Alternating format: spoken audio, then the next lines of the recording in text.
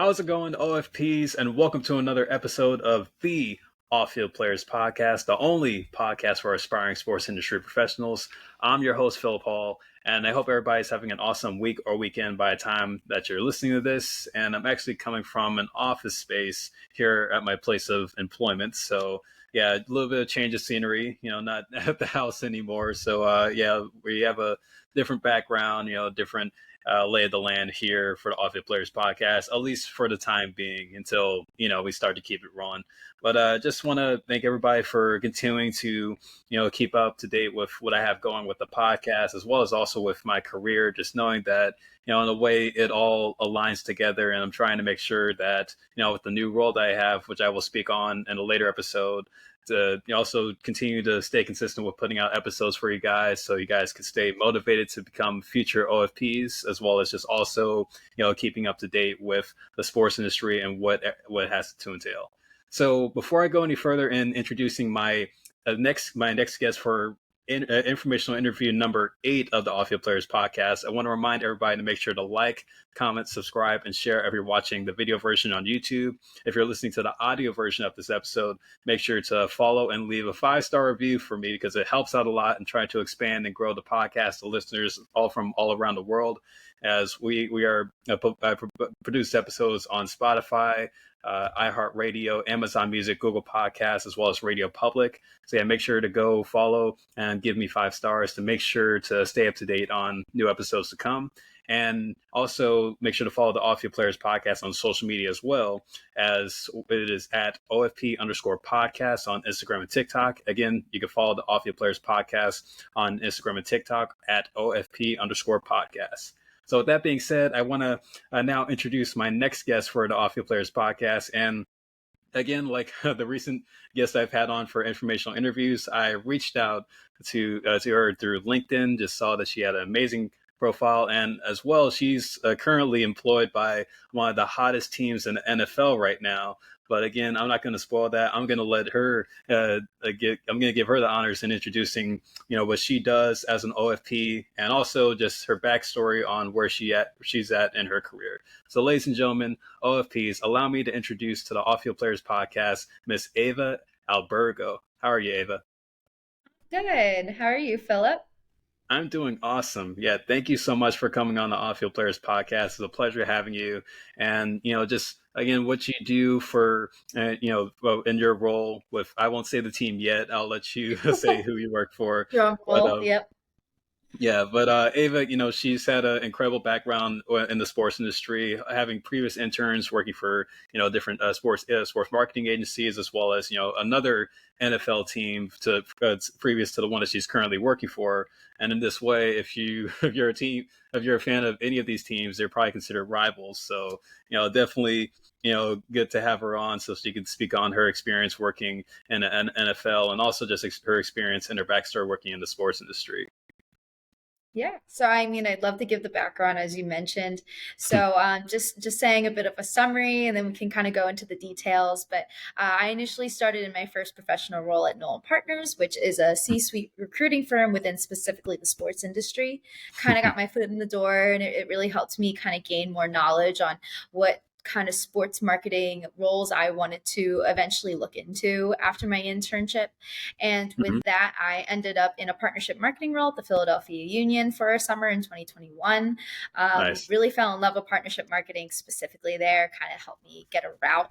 And then recently I was at the Philadelphia Eagles for an associate role for the 2022 season, which I was very lucky to be a part of. And it's led me to my role currently as a coordinator of partnership activation at the Miami Dolphins. Awesome. Well, you heard there. She is in a partnership activation coordinator role with the Miami Dolphins. Again, like I said, one of the hottest NFL teams in football right now, and really also one of the hottest teams in sports. Dolphins having a huge turnaround with the start of the 2023-2024 season. And Ava has the privilege of being down there in South Beach working for the Miami Dolphins. So yeah, definitely cool to hear Ava. And the OFPs are going to be very excited to learn a lot more about you, as an individual, as well as, somebody that's continuing to grow as an OFP. And just to kind of give it away, when I say OFPs, those are like my listeners. I call them my aspiring off field players because one day they hope to be in your shoes, and just for you to tell your story, talk about what you do in your occupation with the Dolphins. That's going to motivate a lot of people that are going to tune into this episode. I mean, honestly, before we talk about that, I just love to say that this is such a great podcast to have, and I'm really excited to be a part of it. I wish, as a former off player athlete myself and now going into the sports realm, I wish I had a podcast like this to listen to and guide with. So it's really great that you're putting this together, and I am excited to talk through and answer some questions. But right on, like I'm touched just to hear that, and that's what I try to hope for with this podcast, just trying to help build a community and also help inspire the next generation. Yeah, for Yeah. sure. That's so great. Yeah. But Ava, I just want to have the OFPs learn a little bit more about you, away from the office. Like it would be great for the off-field players to hear about your backstory. Like where's your hometown? Where'd you go to school? Like who is Ava Albergo when she's not at the office with the Miami Dolphins? Yeah, of course. I mean, I really love jumping into what I do outside of work because I love my job and I definitely want to make something not just a job, but a career for myself. But I also do have a lot outside of it that, is a work life boundary because I know in sports it's always hard to draw that line. But getting into it, I've really tried to keep that boundary and keep a really good balance with my own enjoyments outside of work. But just starting out, I'm from South Jersey and grew up there in the suburbs, went to high school there. My family moved down to the coast once I went to college. I was really into looking for a city to live in when it came to going to school. And I was also looking for a place to play soccer. I've played soccer since I was 4 years old. So it was a very big goal for me to kind of incorporate that into going to school, giving myself an opportunity, maybe leveraging it to get to a city. So that's kind of how I fell upon my university called Philadelphia University originally, but then Hmm. Jefferson actually bought them out. So it ended up being Jefferson University. Didn't really affect me much, except that it went from Nike to Under Armour, which was a little upsetting for me. Nike's my partner, so I'm allowed to say that. So it was a little bit of a bummer, but other than that, I had such a fantastic experience. I loved being in Philadelphia. I just really fell in love with living there. And those 4 years were probably one of the best 4 years of my life. I got to play the sport that I loved.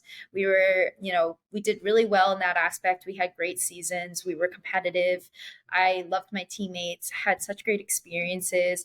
And I think going to school in a metropolitan area gives you a lot more opportunities. You're not very shut off to the college experience. Oh yeah. I was very enthusiastic about the college experience, but being able to step into the city and seeing, diverse perspectives and seeing all different kinds of people, that was a really great opportunity. And I feel like I was able to have the best of both worlds and kind of get a warm up into the real world as well, with just being on college campus, but then being able to go downtown and, go to nice restaurants and see what else was going on outside of college. So I feel really grateful to put myself in that situation. With soccer, I had some other things, and I think it kind of how I align my enjoyments outside of work. I did that with soccer as well, and I didn't try to make that my whole thing. I really wanted to have my own personal enjoyments. So I think it still goes today, but I love thrifting. I love just clothes. I think if I didn't go into sports, I think I definitely would have went into fashion partnerships. Um, it's something I really enjoy. So I think thrifting and curating clothing is one of my big things. And also, just outside of soccer, I've learned for a love of the gym, going for runs, not too far of runs, but I still love going for a run. I think those are my big things. After soccer, I had my extra year in the city in Philadelphia working at the Eagles. And I honestly was so thankful for that extra year for a bunch of other reasons, but also the reason that I got to, enjoy Philadelphia outside of going to school. So it was more like it was an adult experience. I was outside in a different part of Philadelphia and like a more downtown area. And I got so many opportunities to hang out with my friends and meet new people. So it was a really fantastic mix, and it helped me kind of transition into adulthood outside of college, because I feel like people don't talk about it enough, that it's hard finding a personality outside of, going to school, and transitioning into adulthood is very hard. And I think when it goes into having my own enjoyments too, that's what I kind of tried to focus on and prioritize, because after not having soccer and finishing up school, I wanted to see what else was out there. So it was great having a job and getting to know the city, and I think it really helped me, transition into that part of my life. So I think that's most about me outside of the workplace. Yeah, I mean it's definitely awesome to hear, Ava. And by the way, Philadelphia is a really fantastic city. I remember, when me and my dad took a cross country road trip. Actually, Oh, so when cool. when I was dropping when I was going to college, going from Oakland all the way to New York, we actually passed through Philly, and yeah, and of course I guess we did like the stereotypical tourist Philadelphia thing where we went to go get Philly cheesesteaks and went to the Philadelphia Museum of Art. But yeah, it's a beautiful city, and like again, Phil in Philly is like a kind of like a little motto I like to give myself whenever I'm there. And I love it. yeah, Yeah. but No, yeah, that's it's so. yeah, it's definitely great to hear about your background, as a student athlete as well. Playing soccer, huge thing, and you're not the first student athlete to come on the podcast. And and I feel like when I do have student athletes come on for interviews, it does give a different kind of perspective when it comes to just again them making that transition from being the on-field player to the off-field player later on, like in the career post college. And it's definitely great to that you were able to have that experience and use that as a way to really help navigate and still be able to find yourself in regards to still wanting to be involved in sports, but also still wanting to, in some way, have those athletic juices flowing, even if you're not playing on the field per se. Yeah, no, that I think that's on the nose actually, because with that and going into the sports business, it was for a different amount of reasons. But I think one of my major ones was that I wanted to fill that void of being a teammate and being a part of a team and having that pride. And I think going the sports helped me fill that void, because, I still was a part of an organization that had a name, and that I was part of something bigger, and it was something that's passionate. It's kind of hard to, get passionate about a local marketing firm. So I think that I really pushed myself to get myself in this situation, because I knew that's what would inspire me to do better, and also just enjoy my work every day. So I think that was a big thing for me, that I wanted to transition from an athlete on the field to an athlete off the field. So I think I completely agree. And you're kind of on the nose with that description, for me personally, at least. Oh yeah, and you mentioned that you played soccer growing up for most of your life. So would you say that was the first introduction you had when it came to sports, or like were you introduced to other sports when you were coming up, either by your parents, like a sibling of yours, or really just getting tuned in and watching a sport on television? Well, I was a ball of energy when I was a child, so I think my parents were like, "We need to put this in an outlet." So they really put me in everything, and it was just me running like a crazy person around.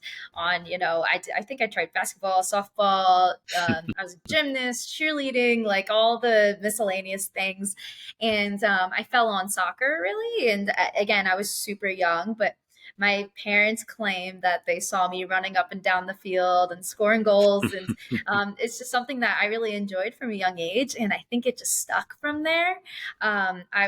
My parents were putting me on teams, on the boys' teams, and I was just as aggressive, keeping up. So I think it was like a drive, and I think it immediately clicked for me at the young age. So I was really, really lucky to find something that I really loved dearly and continue with it for so many years, because not a lot of people get that opportunity. So I Mhm. really don't devalue it at all. I think every day I'm really grateful that I had something that kept me driven into even a different part of my life now, working in sports.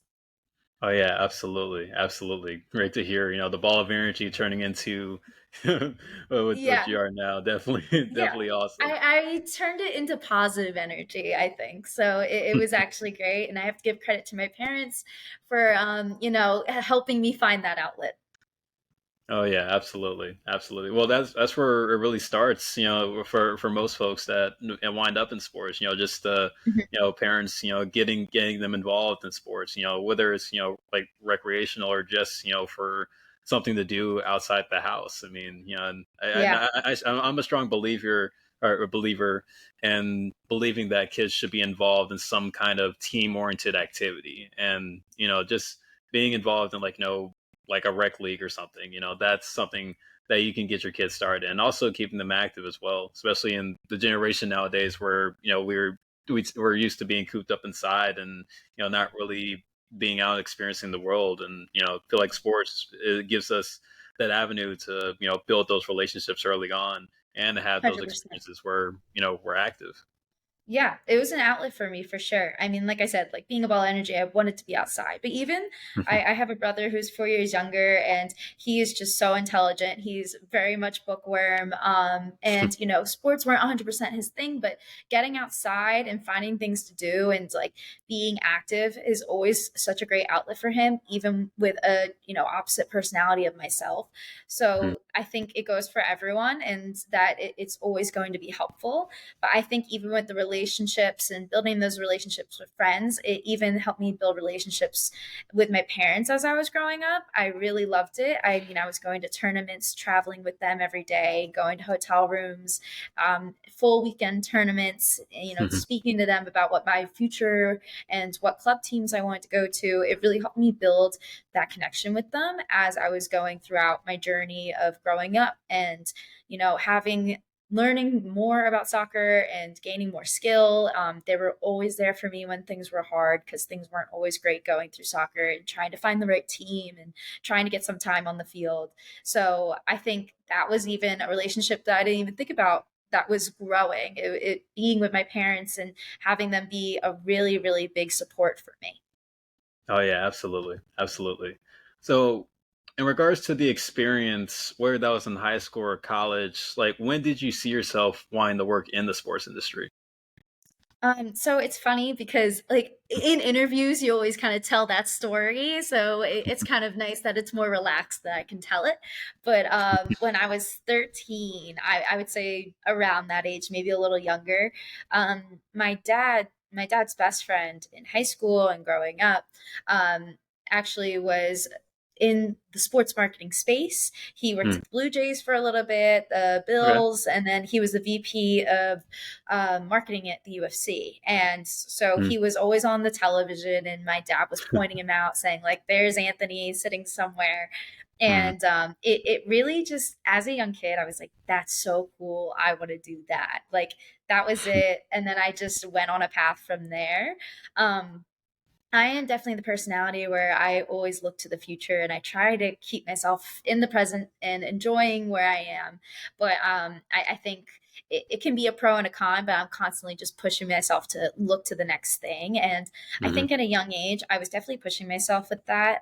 Even before I even entered high school, I was ready to hit college and gain some sports experience. I was very, very driven in that way. I knew that I wanted to be in sports marketing, and when I was younger, I would just say, "Oh yeah, I'm going to be in sports marketing. I'm going to be a sports marketing agent." I didn't know what the hell that meant. I was just like, "Yeah, I want to do that because it looked cool."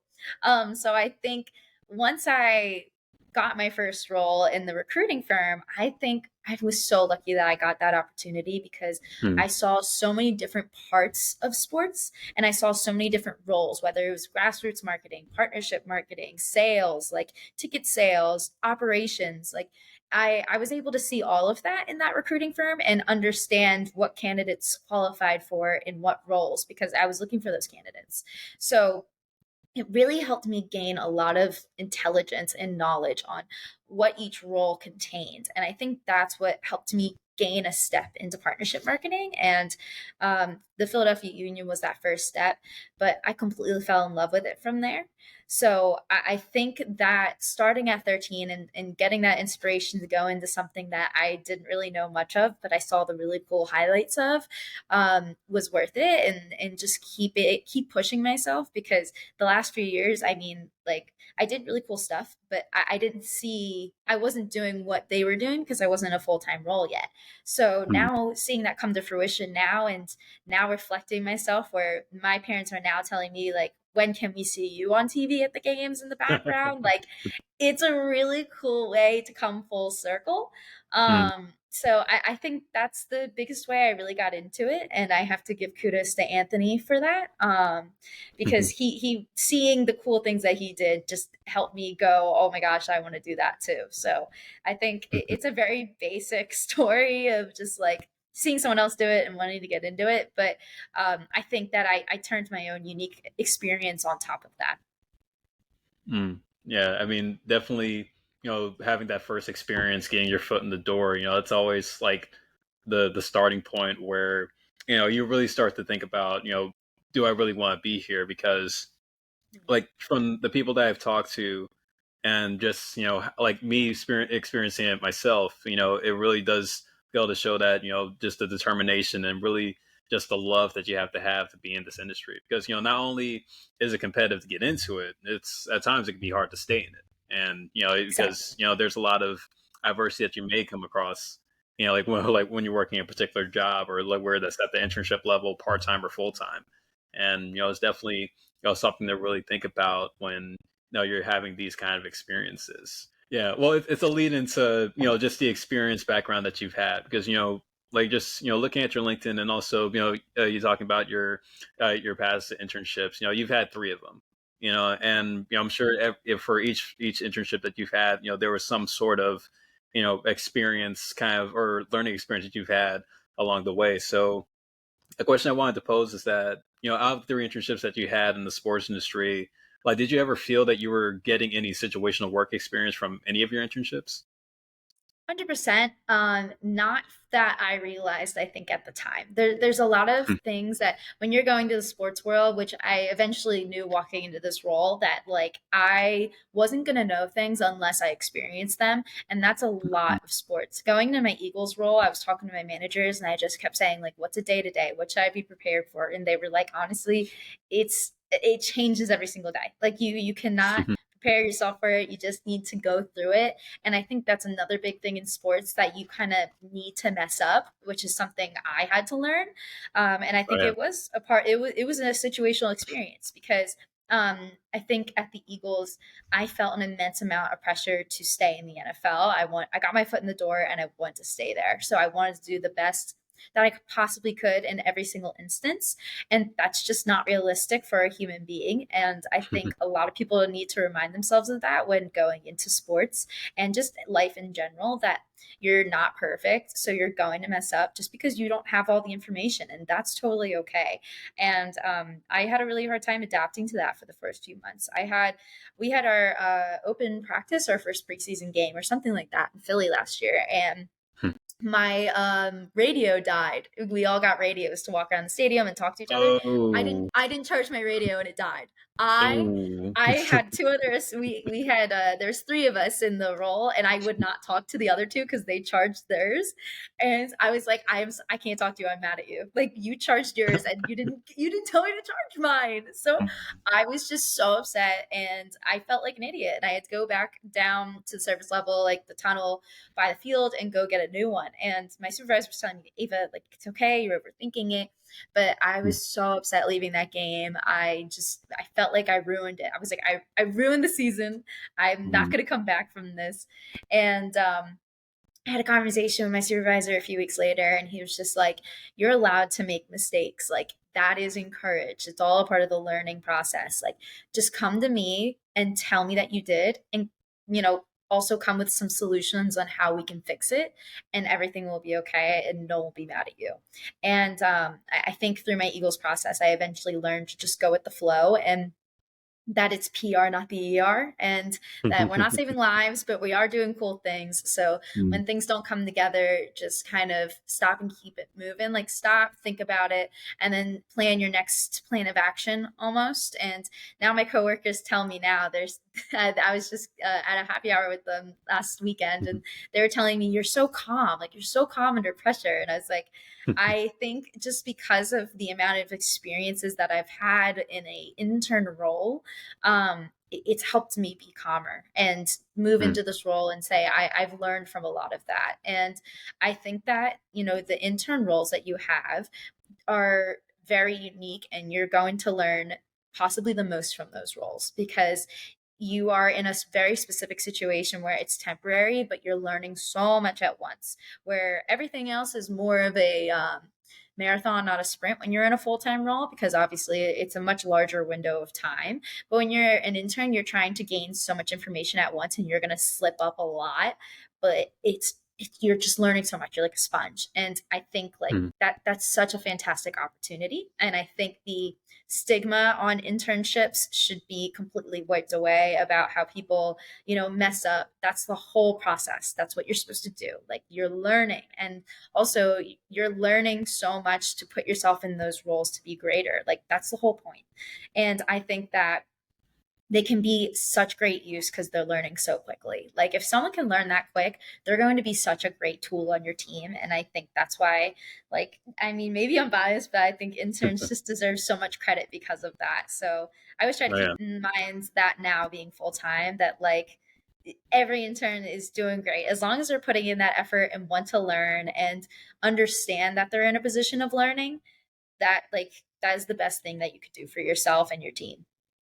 Yeah, I mean, you touch on a lot of big points there when it comes to just internships, and this is usually like the first thing I like to find out about, like the NOFP is, where did they start? Like, where did you intern? Because I just know with what OFPs can learn from internships and why I think it's very important to have them is that, yeah, like you said, it's a room to make mistakes, like not too many, but at least some that are fixable or that you can Mhm. learn from.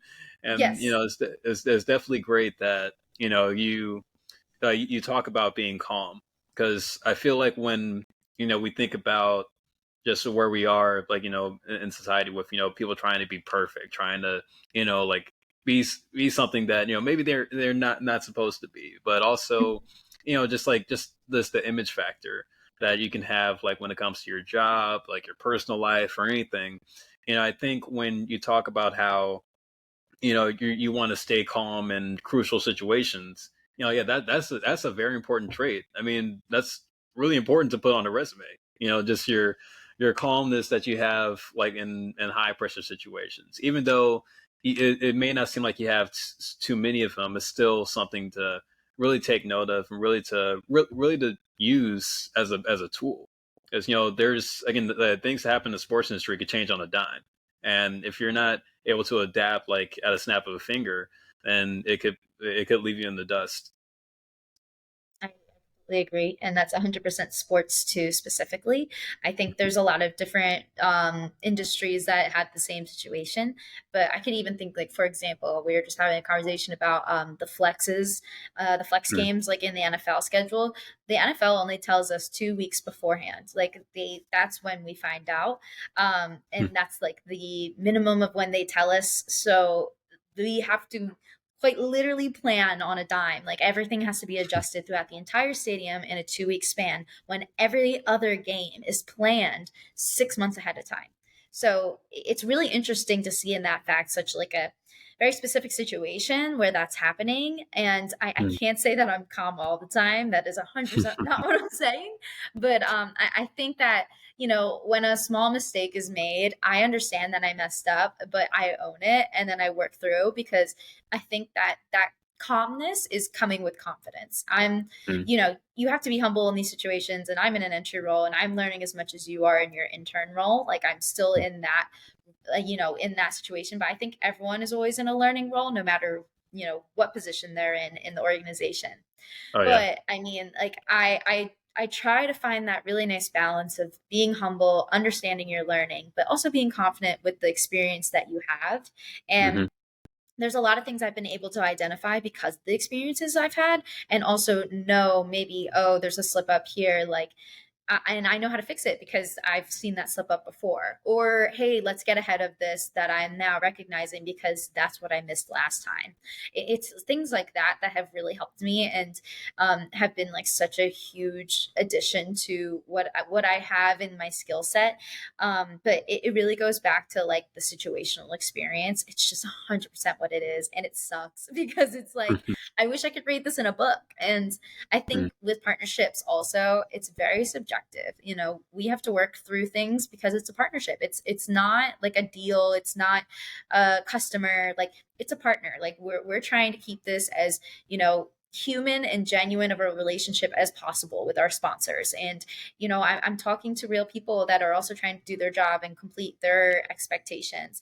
So I think when we go into that, like it's all about learning the context and the people. And I think that's another thing that's super situational. Like I've talked to my boss, and that's something I have to work on because sometimes I lean a lot on what I've learned objectively to kind of move into a conversation with partners. But, you know, it always changes because it's like, oh, well, this partner didn't get this last year. This is a make good. Or, oh, this partner loves when we do this. So we just do it anyways because we know by the end of this deal, they'll want to, you know, raise their investment. It's like small things like that that make it super objective. And that's been a really big learning point for me these past few months. And I've been so thankful to have a team around me that's been able to point it out and give me such great feedback so I can just continue to gain situational experiences. Oh yeah, absolutely. So Ava, just going into that, just knowing that you had the internships and learning the experience in your current role now, like what do you think it took for you to get your first full-time role in the sports industry coming off your last internship? I think just a lot of drive and motivation and just expressing that I want this and I want to be in this role, but in a very professional manner. I think there's a lot of people that go about sports and are really super passionate about the team or the specific sport that they're applying for. Where when I was walking to the NFL, I mean, like, I didn't know much about the Eagles, which is really funny because I'm from South Jersey and my family's a huge Eagles fans. But for me, I mean, it was kind of just like, I think I've been to one Xfinity Live outing for like a game. I haven't even been to a tailgate, and that's like a sin in Philadelphia. So it was just funny Okay. walking into that. Tailgating in Philadelphia. I mean, 4 a.m. for a 1 p.m. game. I'm not lying. Like Wow. people are out there. It is unreal. So I did not do that. Mhm. I just never got that opportunity, especially with soccer season. Like it just wasn't realistic for me on that timeline. Um, Mhm. so I like when I went into the Eagles, I just explained that I wanted to be in the sports industry. Like I've wanted to since I was young. I mean, I was looking to work in soccer, but for me personally, in my situation, it just wasn't sustainable. And seeing opportunities in the NFL and, you know, the budget that they have there, it was much more attractive for my personal life. Mhm. Even though I think soccer is such a great opportunity to be a part of and they're growing so exponentially, Yeah. but getting my foot in the door in the NFL was an opportunity I couldn't turn down. And it was something that I had to convince them that just like I was being in this role, you don't have experience. Like I had the union and I had Nolan partners, but you know everyone else has two internships in this, so it's kind of just saying like, okay, you have two internships, so does 100 other people we're interviewing with. What makes you different? And I think what I really focused on was that I was a fan of the brand, and that's really important. I could not, and I think this is a really big recommendation to most people, to not go into the interview saying that you're a huge fan of the team. Oh yeah. I Oh mean, yeah. yeah, it's a big no-no, which I've heard, and um, it was never an issue for me because that just wasn't me, and that's totally fine if it is. Like, if you're a huge fan, that's super exciting. But under like, you're not gonna be able to get through the hard parts of this of the like job if you're only there because you're a fan of the team. Like, I wasn't hanging out with Jalen Hurts. You know, it's like I'm I'm sending out boxes for partners. Like it's very irrelevant to the role that you eventually have. You just get really cool opportunities because you're a part of that team and you take pride in what you're about. But I, in my interview, I just showed that I had drive to be a part of such a amazing revenue generating teams in the NFL, Oh yeah. and I was able to express that. So then going through the Eagles role, it was the same thing of just networking, but also just showing the genuine side. I think in sports, when you're talking to people, people are very real and they just want to see your personality and you don't need to put up an act. Hmm. I appreciate the conversation that I've had with you because I'm not very far from your age. And there's a lot of people that have like discussed with me, networked with me, and they're calling me like miss. And I'm like, I am a year older than you. Like in any other, if we were at a bar, we would just be chatting. Like it's okay. Like, and Yeah. I think that's the thing that is another, like just show your personality and show that you're willing to just chat and be you and show how well you can do in a professional area like working in sports. So going through from the Eagles, getting that role, just showing that I was a fan of the brand, and driving through that, networking. I was kind of having a bit of a slump in February-ish. I got a role from an NBA team, and it just wasn't something that fit for me and my lifestyle. So I had to turn Mm. it down, and it was really scary for me. I was really, really nervous that I was not making the right decision and I was passing up on something when I maybe wasn't going to get a better opportunity. And Mm. I was really doubting myself and nothing was really clicking. And it was so funny because I mean, it happened with my Eagles role too, where I got the call 2 days before I graduated. With Wow. with the Dolphins, I got the call 2 weeks after my last day at the Eagles. So it's very, yeah, like a lot, both cliffhangers, which I could have gone without, but it was still really great. And I think with that one, it was originally a manager role. And I applied to it and I told my supervisors at the Eagles because they were just like, they were able to call, and, recommend me to these different teams and talk to who they knew, Hmm. just through experience and stuff. And they were like, "You applied for the manager role?" And I was like, "Yeah."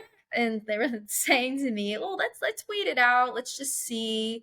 And I was about 2 or 3 interviews in, and they came up to me and asked, "Oh, you're still interviewing for the manager role?" I was like, "Yeah, I don't know how, but I am." And they eventually shared with me that they had a coordinator role open, and they've been Mm. interviewing with me to end up in the coordinator role. So I think with that too, though, I was super stressed and I was having a really hard time clicking with other teams. I felt like the pressure was really on. But most of my interviews were in the 2 weeks after after my last day at the Eagles. So when I was interviewing with the Dolphins, I actually felt a lot of pressure off of me because I wasn't around the office and like feeling that pressure of like, I'm going to leave this. I need to enter something else. I was at home just being like, I can just do what I need to do, be yourself, talk on the phone, talk about how you want this, do your Right. research, just see what Right. happens. And honestly, I think once that pressure was off, that's when I was able to really succeed in interviewing and eventually got my offer. Mm. Because before that, I had another, like, I had my final interview with an agency and I had to do a presentation and I did awful. I did awful. And it was really embarrassing. And I walked out to my desk after because I did it in the office and my supervisor goes, "How did it go?" And I went, "Awful." And I put my headphones on and I was just like done because I was Aw. just so Mhm. down and I felt the pressure. It sucked. So I think finally getting that offer, feeling the pressure was off me. I was able to just talk genuinely about my want to be in sports, my drive, my past experience. And I think that's how I ended up getting into the role. I think I just really focused on the brand and just focused on being me, but in that professional manner and what I can bring to the organization. Yeah, and at the end of the day, that's really all you have to do. It's just all Hmm. about trying to be yourself, all about just trying to do the best you can, and just hearing just the process. I mean, I think what's great for the OFPs to hear is just the process you had with all those interviews. Just and I can even say for myself too. Like like before I'm able to get where I'm at now. I had to go through a lot of interviews, like a ton, and fortunately, this role this interview ended up paying off, where it was like you said, like it was like the timing of it, and also something that was right for me. In a way, what I do with again, I'm trying to stay as secretive as possible, but like what I do with the team I'm with now is like it aligns well with what I was already doing, and and it was also something that matched my skills. And for you having to want to turn down this offer here or turn down this offer here, you really took the time to really focus on what's going to work best for me, and what role aligns like most with my skills. And I think that's very important for the OFPs to know, because like, even though with all the teams, all the organizations, all the agencies, all the content creating companies that cover sports, sometimes not every place is going to be right for you. And it's all about just trying to find the right place. And that's definitely something that I'm hearing from you with how you went about the interview process. You want to make sure that you found not just a job, but really somewhere that felt right for you. That was a great match. Mhm. And I even talking about it now, but it was hard for me too because I felt like I wasn't in any legit roles yet. Like I had really great opportunities and I've loved every single one and I've been so happy to have the path that I've had and I feel very lucky. But it just didn't feel I wasn't in a full-time role, so I felt like I couldn't, you know, take something that was good for me. I just felt like I had to take what was there. And Hmm. that's not correct. You have every right to make a decision about your role, whether you're an intern, an associate, going the full time, anything. Because if you're not doing good enough for yourself, then you're not going to go and do good enough for that organization. And it's going to be a loss on both sides. Like Hmm. if you don't feel you're going to be a good match, then you're not doing yourself any good. And you're not doing that team any good.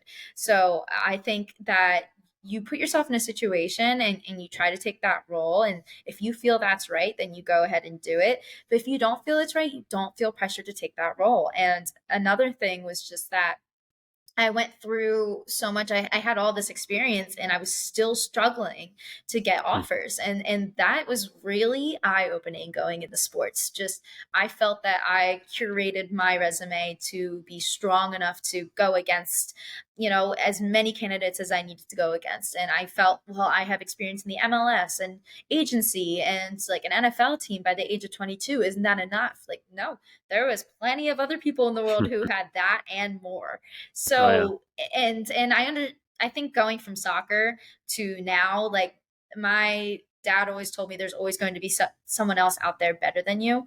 And I keep that to this day. And it's just another way to keep yourself humble but motivated. It's just that there's always going to be someone else that's better than you out there. You just need to do your best to show that you can be one of the best. And that was part of my process going full time.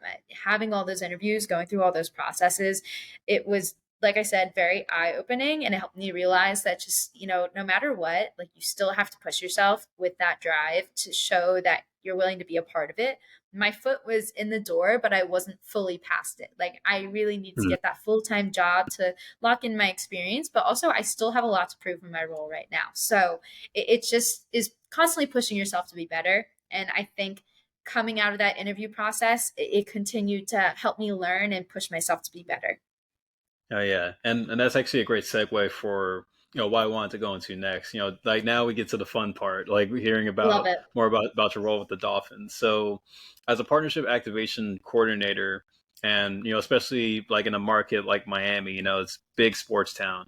Like how, like, can you go a little bit more into just what you do on the day to day? At least for the things that you can talk about, because I know the teams, they try to keep certain things confidential. So it would be great, but it would be great for the OFPs to hear a little bit more about what your role is with the Dolphins.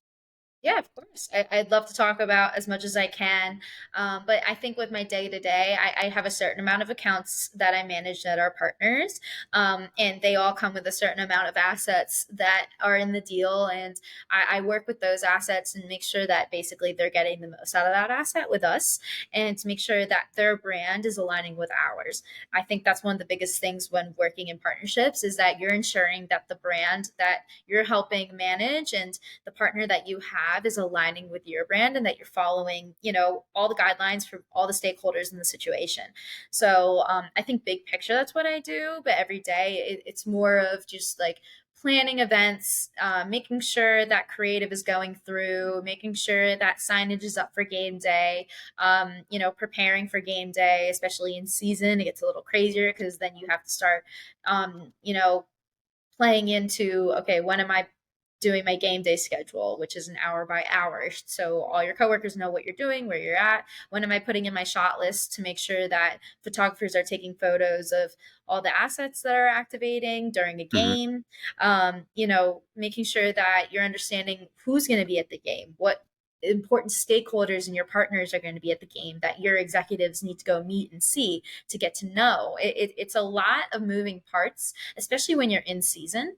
I think out of season, it's a lot more of a day-to-day office job of just executing those assets. You're going to have some events here and there, Hmm. but I think that's a lot more in season. And also working in sports, it's just other duties as assigned always. So I could be, Right. physically putting in a light bulb in, an event space or laying down some turf. Like, you have to take what comes to you just because that's all part of the job. And I think that it's all part of the experience. And when you're working really hard towards those things, it helps you enjoy the benefits of it even more. So I think just in like a big picture, it's a lot of just ensuring that a lot of the partners' assets are following through, working with a lot of external departments. Because in partnerships specifically, there's a lot of assets that incorporate other departments. So it's like Hmm. working with community because, so and so wants to do a community donation, or they have a community event planned with a local high school. Like, we have to work with community for that. Or making sure that at that community event that there's photos taken for their dark campaign that's going to go up on social in 2 weeks. So you have to Hmm. make sure that you're booking the photographer. Where's the budget for that? That's in our partnership budget. Like, it's kind of what we're all playing into. Everything leads into another thing. But it's also building those relationships with your external departments to make sure that they're able to execute and you're able to execute to the best of your abilities. I really love getting to know external departments and just other people that aren't partnerships, because I want to see what's going on from their perspective. I understand that they have a super hard job. And, when I'm coming to them with something of a partner request and they have a million other things going on, I want them to understand that I am extremely appreciative, and I understand that their perspective is going to be different with the ask than my own. That's not even a bad way of looking at it. Like, it's understandable, because if they're coming to me with something else and I have a million things going on, like, it's hard to prioritize that because it's not your own priority, right? So Right. it's having that conversation and, seeing where they can help and when they can help, and just being thankful for that, because there's a lot of things that people are busy with in our industry too. Specifically, there's always a lot going on. So I think it's also Hmm. managing those relationships and making sure that they know that you're thankful and that you're not just kind of being turnkey and sending the email. Like, you want to make sure there's a name to a face and being personable. And I mean, it can be exhausting for any human being with a social battery, because it's marketing in itself of always building those relationships. But being who I am, the personality that I am, I really do love doing it. I try to put together lunches with other departments so I can just kind of sit down Nice. one on one and get to know the person and get to Hmm. know even a conversation like this of, where are you from? What do you like to do outside of work? Where do you live? Like, having those conversations really helps you build a relationship, so then you can just shoot them a text if you're really that close to them and say, hey, can you send me this? And then they're able to just do it because it's you and they know that you have good intentions. So that's a really, really big part of partnerships, specifically in my day to day. I'm constantly talking with all different people, just making sure that my partnerships are getting the best out of their deal. Hmm. Oh yeah, it's definitely awesome. I mean, just meeting with partners, because the thing about sports is that, nowadays it's really driven off of who's sponsoring you or what kind of partners you have coming to the games, like what kind of activations you're trying to do, for the fans. I mean, it's definitely a lot that goes into it. And, with my experience being in the sport like NASCAR, where it's, very sponsorship, partnership heavy, it's very important that those relations are, being are being built. And also, also, that those relationships are fruitful because you want those partners to keep coming back. You want to have longevity with them. So it's definitely, great to hear that, you have, like that experience where you can meet with these companies, you can talk with these members, and even, like it seems like you're a very social butterfly. So, like it seems like you're like you have a knack for starting conversations and just chatting people up just to get them excited about what they're being involved with. Yeah, I mean, I love it. I love having conversations and getting to know people. Like I said, I'm like any other human being, and I get tired, and I think every other of my coworkers get tired too. So that happens sometimes. But I think that it just excites me. Like when I put something on for lunch with another coworker, getting myself there, that can always be a struggle with most people too, like just the social anxiety of just like, where are we going to meet, where are we going to sit down, is it going to be awkward? But then once you get that conversation going, you're getting to know this person, so it fills the hour easily. And I think that's always how it works for me. Like every single time I'm like, oh, I got to have this lunch. Like maybe I want to sit in silence for lunch, like maybe I want to sit on TikTok and just eat and just be done and go back to work. But then I actually get myself to sit down and I go, this is pretty awesome. Like now I know so much more about her or him and what they do. And I just think that once I keep telling myself that, then I start learning like, Ava, you're gonna like it. Like you're gonna be tired right now, but then you're gonna actually enjoy the experience. And I think that's most things. Like you just got to get yourself to do it. You got to push yourself to get to that point, whether it's social anxiety or your social batteries out, or you got a lot of work and you're just mentally tired. Like having that genuine human connection is going to give you more energy, because you're just going to feel it's relaxing just having a conversation instead of making everything like objective into work and what we're doing and sending those emails. Like it's nice to get that face to face interaction and just take a second to get to know someone. Oh yeah, and even what you talk about, just having those face to face interactions, it really aligns well with the aspect of mentoring. So, like one of the things I like to talk about here on the podcast is the importance of having a mentor in your life and someone that's willing to help you along your journey. So, in your case, Ava, who do you consider to be a mentor of yours that was able to help you get in the door? Like whether that was a coach, a teacher, professor, like a supervisor or manager that you've had in the past. Like who do you consider to be a mentor of yours? And like don't be afraid to shout them out on here either. Oh no, I want to shout them out and give them the credit. They probably already know, but like I have just been so grateful, and I cannot speak more to just the sports industry and how helpful everyone is, and how it inspired me to want to help others too. Because you don't know the person, but like there were so many people that didn't know me and took that chance on me, and that just meant so much. There's a lot of people, I think, like starting with my dad, who is just not like in the sports world, but he didn't know what was needed, but he pushed me to do it. Like he learned, he looked into the business itself and was saying, we need read this, look after this. And sometimes I was bored and didn't want to read the articles, but he pushed me to do it anyways, and get to know the industry and give me that perspective. And I do have to give credit to him and my mom that did not understand the business. They didn't understand the sports industry or what it took to be a part of it. But they pushed me to get experience and stick with internships. And even with the Philadelphia Union, which was an academic internship, like they were there supporting me along the way every single second. Like if I needed money for groceries, they sent it to me and they said, like, you're at the union to learn, and that you're going to gain that like experience. So I would say those are my number ones. But in the professional field, I would say Rachel Congiality. She was at Nolan Partners, my supervisor. She was my very first professional supervisor.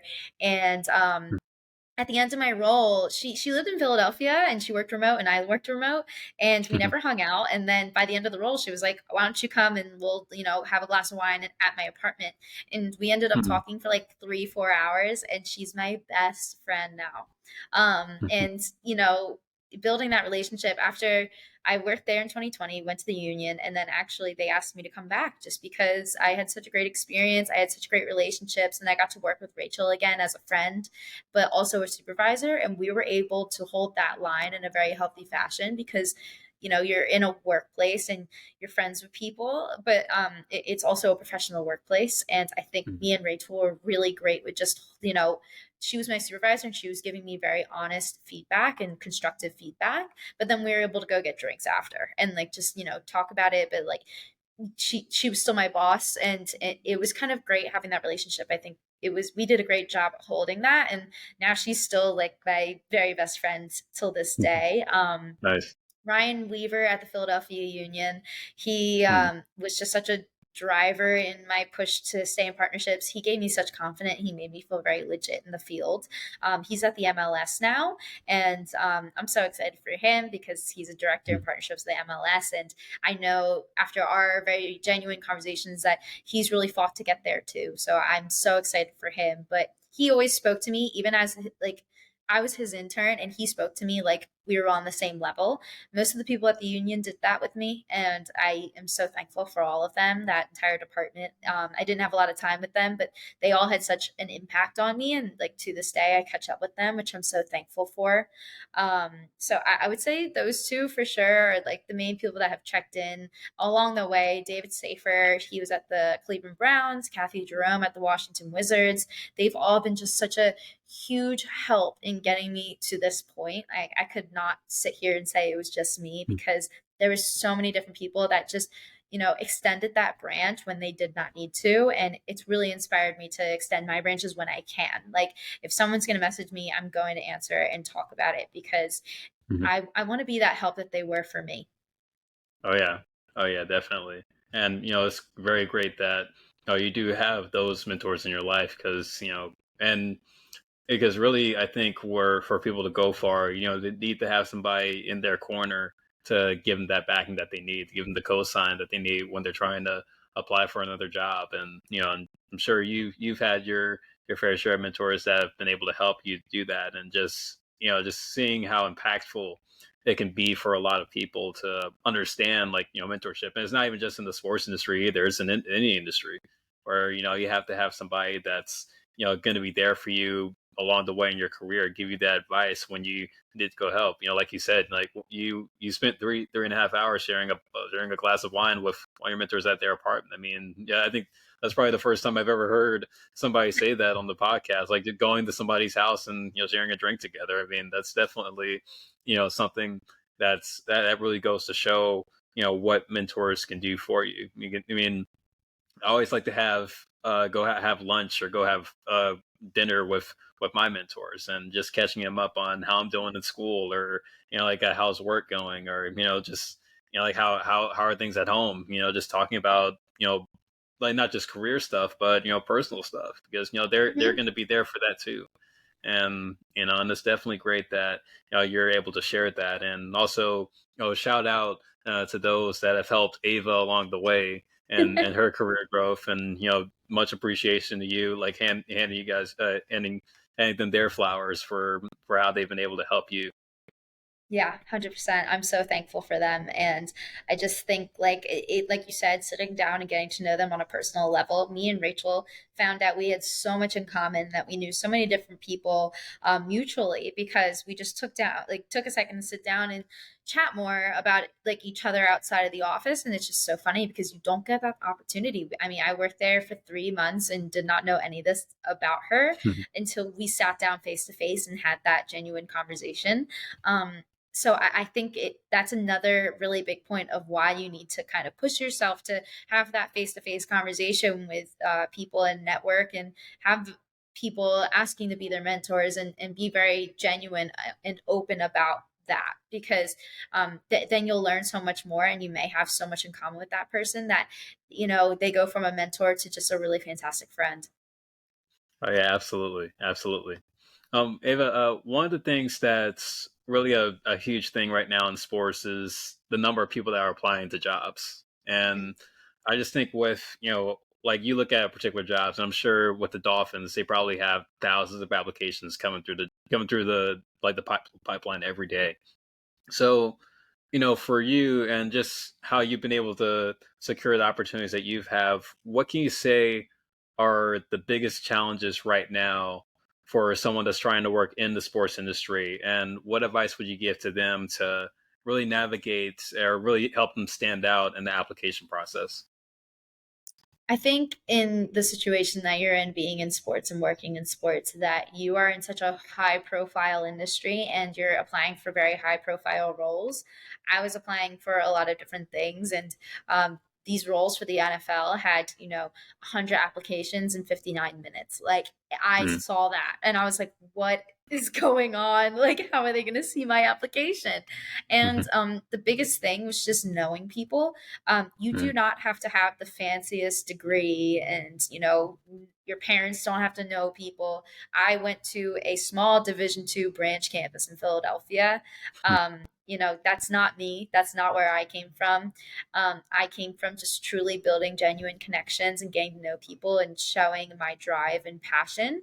I was able to share my drive and passion on the soccer field, and I think I transferred that into a career setting, where I'm just able to kind of transfer how I feel, and people are able to understand because of how I express it and how genuine I am with my like expression of that passion. So I think, getting on the phone with people and reaching out, not expecting anything from them besides a conversation. That's also a really big thing, because I know a lot of people can hop on the phone and just say, "Hey, like, saw you work here.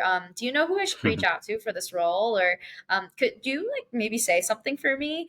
Like, that's not the way you want to go about it, just because it's real human beings. And you un- there's a lot of asks that people on these teams get for tickets, opportunities. Like, you want to separate Oh yourself yeah. into just saying that I'm here to learn, and that's what's going to set you apart. So just looking up someone in that department and message him and saying, "Hey, like, my name's blah blah blah. I saw this role open, but I just really want to speak to you more about your role and your experience with the organization." And just leave it at that and have that conversation, and just say, "What's your advice on, possibly looking into this role or a role similar to it?" Like, don't put that pressure on that I'm only talking to you because this role is open. Like, have that Mhm, conversation for the experience itself, and that's when it'll pay off, because people will understand that.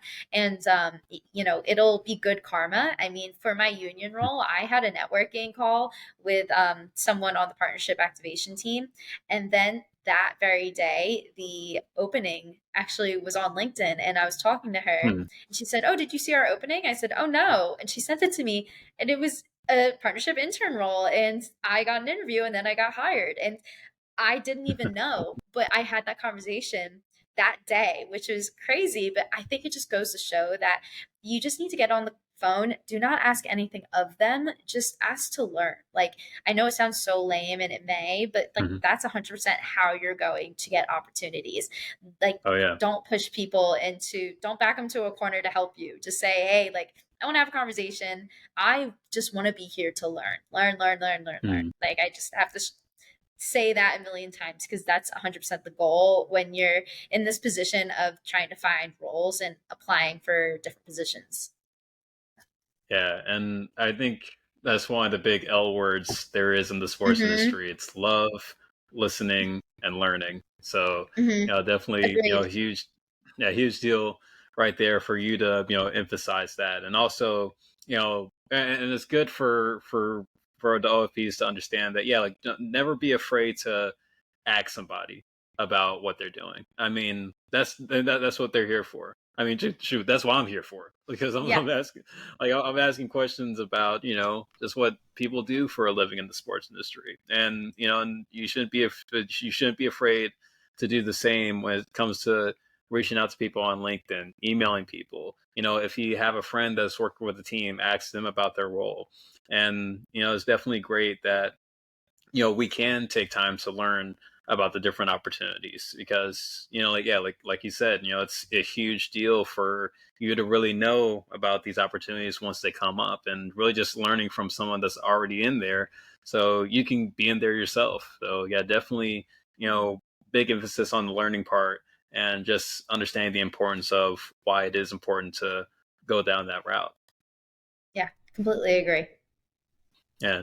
Well, Ava, it's been a pleasure having you on the Off Field Players podcast. I mean, we are coming to an end of our time with each other, but I want to end it off with one final question. And first off, let me just say, congratulations on everything that you've accomplished, so far in your career. And I'm sure you got, plenty of other big aspirations coming your way. So, in regards to what the OFPs can learn from you, what's the final piece of advice that you would give to them and just having them stay motivated about trying to work in the sports industry? And also, just for you personally, what aspirations do you have going forward in the sports industry? Whether that's staying in the NFL, wanting to go back and working in soccer, like what is something that you hope for yourself going forward? I think for myself personally, I love the role I'm in. And like I said earlier, I am very trying to enjoy my moment and not look towards the future, but I always have a plan. And I think that the universe laughs at that. But I do want to continue my experience in the NFL, maybe transfer to the agency at some point later in life, just to kind of, feel very full circle in everything that I've gained and seeing all the different perspectives. Right now, I just want to get all the experience that I can and really rack in and enjoy what I'm doing right now. I think having my first full time season is something that I'm going to remember for a very long time. So I'm trying to, really enjoy it right now, but look forward to all the opportunities I'm going to have and ensure that I'm doing my very best in sports and represent women in sports specifically and really do Mhm. my best to represent them well. And also bring other people into sports and make sure that I can be a mentor where I can be and help where I can be with others. Because I think that's very important and something that you should prioritize when working in sports. And, you're pushing your own career, but, bring up other careers as you go as well. And I think that'll even help you excel personally even more, just because you're learning from those people too. It doesn't matter what role they're in, you're always going to learn from different people. And I Oh yeah. think what I would tell others is just to communicate that drive and passion and be determined. And if this isn't, there's going to be a lot of boring moments. And I think people that are very excited to go into sports are just like everything's going to be exciting. Like there's a lot of different budgeting you have to do and recaps, and that's not always the most fun. I hate working PowerPoint, but like I have to do it. And Mhm. like it just it is what it is, but like it's going to pay off. And I think just taking in, the bad times, because the good times are going to come and they're going to feel even better because you're going to work really hard for something and it's going to pay off. And I think that's what you always have to tell yourself. I mean, I went through all these internships not knowing was waiting for me at the end of the day. Like I didn't know this role. Like it wasn't like, oh, I'm going to work at the union and get a full-time job at the Dolphins. Like I didn't know that, but I pushed myself to go through those things and, do the hard things and really, really push myself to get to this role. And I continue to do that now, even in this role and beyond. So I think it's just focusing on that and understanding that like these hard times are going to come and they're existent, but there's going to be good at the end of that. Oh yeah, absolutely, absolutely. Well, Ava, like you and me are a few years apart, and so you're still young in your career, and Mhm. you have like a very driven spirit for where you are now. I mean, like you're working for an NFL team. I mean, not too many people could say that, and I mean, Thank you work for you. two NFL teams. Like not too many people say that either. But yeah, but yeah, it's definitely been awesome for the OFPs just to hear your story, hear about your career platform, and also taking the time to come on the podcast because like I want to bring on people just like you, people that are in the industry that are willing to help motivate others to be in it as well. And from what you do, outside the office with the Dolphins and trying to like go grab lunch with your coworkers or trying to set up lunch dates and things like that. I mean, that's the right step of really what a true OFP is supposed to do once they reach a certain point in their career. So thank you so much for wanting to do this. No, of course. Thank you for having me. I am so grateful and honored and flattered, all the fun things, to being invited on. This was so much fun just talking through this and also hearing your perspective. Good luck with your role. I'm so excited for you. If you need any help with anything, I'm always here for it. But yeah, thank you for having me. Yeah, absolutely, absolutely, and yeah, and thank you so much. Yeah, Mhm. well, Ava Albergo, you've heard it from her. I mean, Miami Dolphins partnership activation coordinator. You know, big congratulations to what she's accomplished in the career, and hopefully for the OFPs that stayed all the way to the end, hopefully you have been inspired, been motivated by what Ava has been able to share with us. And yeah, again, I'll make sure to leave Ava's information in the description so you can connect with her on LinkedIn and reach out to her if you have any further questions for her. And this could be anything career related or anything about the Dolphins. I don't know. I'll leave that to Ava. So definitely thank you so much for coming on. Yeah. But yeah, that's gonna wrap it up for the Off Field Players podcast. Again, this was informational interview number 8 on the podcast. So thank you so much to everybody that tuned in all the way to the end. And hopefully what Ava has been able to say has been motivating and thoughtful. And I just thank you so much for you continuing to support the podcast as we're going to continue to go. Even though I'm still working, or like I started working, I'm still going to be pushing out episodes like in any way I can. So make sure to stay tuned for what's to come. But as always, if you watch the video version of this episode on YouTube, make sure to like, comment, subscribe, and share the link with anybody that you know is trying to work in the sports industry. And definitely hit the subscribe button. It helps out a lot. It helps reach more people to view the episodes, and also help expand the podcast to a global audience. So definitely make sure to continue to support the podcast in any way you can. And also, if you listen to the audio version, make sure to follow and give 5 stars on Spotify, iHeartRadio, Amazon Music, Google Podcasts, and Radio Public as we continue to grow the OFP family on the audio side. And of course, make sure to follow on social media the podcast at OFP_podcast on Instagram and TikTok. Again, it's at OFP_podcast on Instagram and TikTok. So that's going to wrap it up for me. I got to head home because they're starting to turn off the lights here in the office. So thank you again for tuning to this episode of the Off Field Players podcast. And yeah, make sure to stay safe, stay blessed, stay motivated, stay focused. And as always, make sure to achieve what you believe.